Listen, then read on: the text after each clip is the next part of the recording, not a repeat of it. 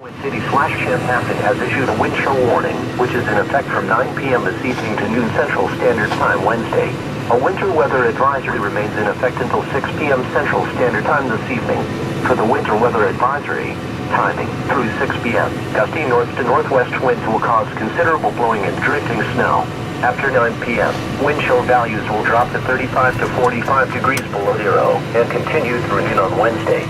Main impact, roads will become slick and travel will become difficult in spots. Wind chill values averaging 35 to 45 degrees below zero from 9 p.m. to noon on Wednesday.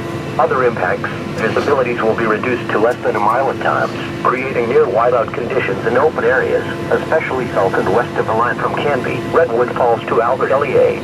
Very cold temperatures leading to frostbite and hypothermia. A winter weather advisory for snow and blowing snow means that visibilities will be limited due to a combination of falling and blowing snow. Use caution when traveling. 6 a.m. It's 1 degree out. It's 6 a.m., kids. Time to get out of bed, wipe the sleep out of your eye, wipe the snot off your nose and the drool off your mouth and get going. Yeah, time to move some snow.